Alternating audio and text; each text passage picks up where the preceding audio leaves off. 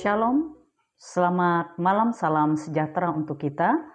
Bapak, Ibu, saudara-saudaraku yang dikasihi dan diberkati Tuhan, mari kita mengucap syukur kepada Tuhan kita Yesus Kristus, di mana kembali pada malam hari ini kita bersama-sama merenungkan firman Tuhan. Karena kita tahu firman Tuhan menjadi sumber kekuatan kita, menjadi petunjuk hidup pelita bagi jalan hidup kita.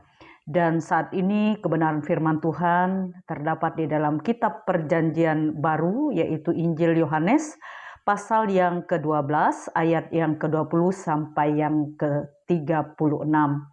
Namun kita akan membaca satu bagian ayat firman Tuhan untuk kita renungkan bersama, yaitu ayat yang ke-24, demikian bunyi firman Tuhan.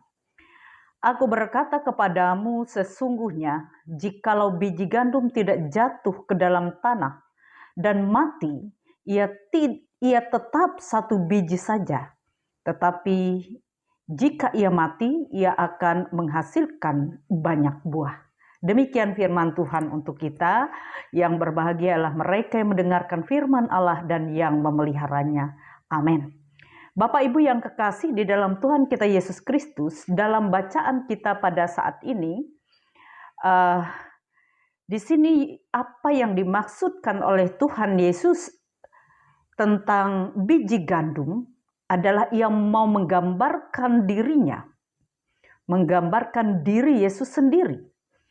Kalau Tuhan Yesus tidak taat sampai mati di kayu salib, ia tidak akan berbuah.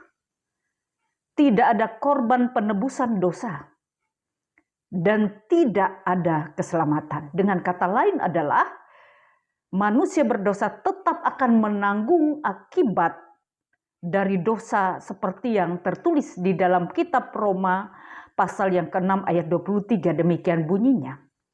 Sebab upah dosa ialah maut, tetapi karunia Allah ialah hidup yang kekal dalam Kristus Yesus Tuhan kita. Tetapi oleh karena Tuhan Yesus mau taat sampai mati, bahkan mati di kayu salib, maka ada buah yang dihasilkan, yaitu orang yang percaya kepadanya diselamatkan dan diperdamaikan dengan Allah.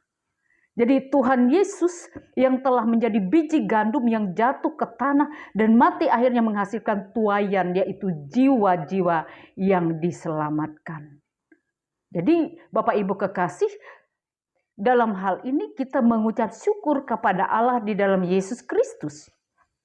Karena begitu besar kasih Allah bagi kita. Ia tidak mengingini, ia tidak menghendaki kita umat ciptaannya binasa. Karena ia punya rencana atas kehidupan kita. Ia ingin menyelamatkan kita semua dari kebinasaan akibat dosa itu. Itulah sebabnya dari bagian firman Tuhan ini, Tuhan Yesus juga menegaskan bahwa waktunya telah tiba untuk memuliakannya atau dimuliakan melalui salib. Dan mengajak kita semua pengikutnya untuk melayani, mengikuti dia dan berjalan dalam terangnya. Karena itu ada beberapa poin perenungan bagi kita sebagai umat Tuhan.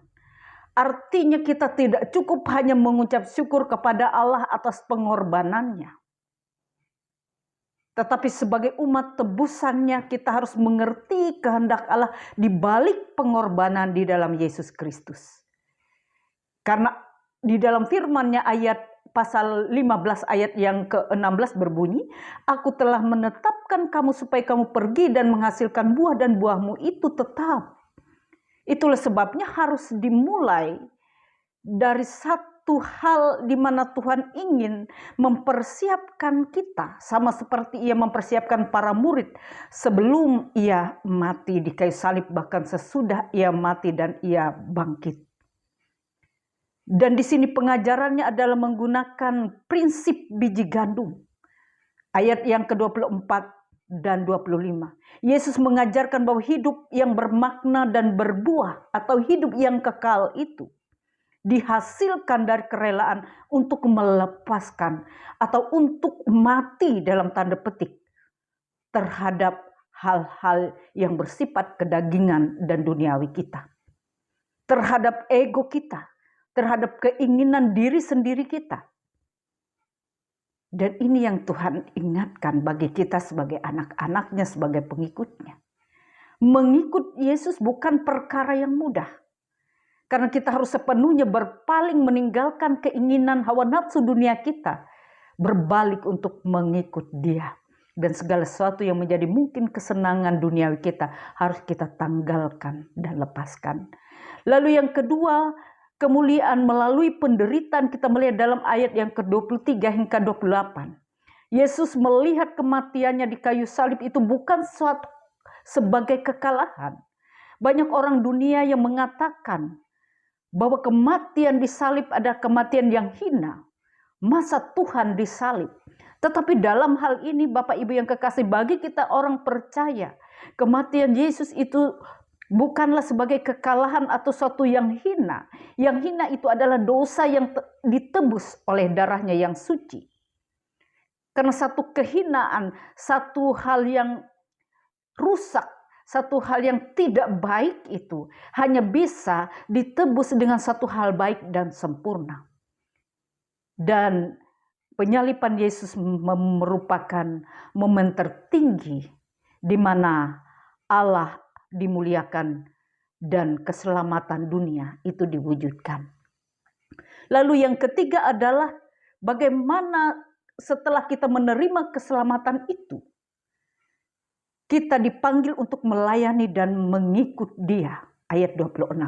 Jadi menjadi pengikut Yesus berarti bersedia melayaninya dan mengikut jalan penderitaannya. Jadi menjadi orang Kristen bukan berarti kita bebas dari pergumulan masalah. Tetapi justru melewati pergumulan melalui masalah dan tantangan kehidupan. Di sanalah kita akan menyatakan, menampakkan Kristus itu ada bersama kita. Kita dikuatkan olehnya. Dan janji Bapa akan menghormati mereka yang setia sampai akhir. Lalu kemudian selanjutnya terus berjalan dalam terangnya. Ayat 35 sampai 39, 36. Jadi di sini Bapak Ibu yang kekasih, Yesus mengundang kita untuk hidup dalam kebenaran terang. Selama ada kesempatan, sebelum gelap atau dosa penghakiman menguasai kita. Mari terus hidup di dalam terang. Mari kita senantiasa hidup dalam tuntunan Tuhan, sebab hanya di dalam tuntunannya, hanya di dalam terang firman-Nya, kita boleh hidup dan menyatakan buah-buah yang baik itu. Jadi firman Tuhan saat ini memanggil kita untuk tidak takut mati terhadap kedagingan kita. Untuk tidak takut menanggalkan dan meninggalkan segala hal yang bagi kita sebagai manusia mungkin itu menyenangkan kita, membahagiakan kita, tetapi tentu belum sesuai dengan kehendak Tuhan. Melayani dengan kerelaan dan berani menghadapi penderitaan demi kemuliaan Allah, yakni bahwa pengorbanan dalam iman akan menghasilkan buah yang abadi. Sehingga pengorbanan Tuhan Yesus Kristus, penderitaannya, kematiannya di kayu salib tidak akan sia-sia. Tuhan akan menolong, menguatkan kita, memampukan kita, umat kepunyaannya. Terpujilah nama Tuhan. Mari kita berdoa.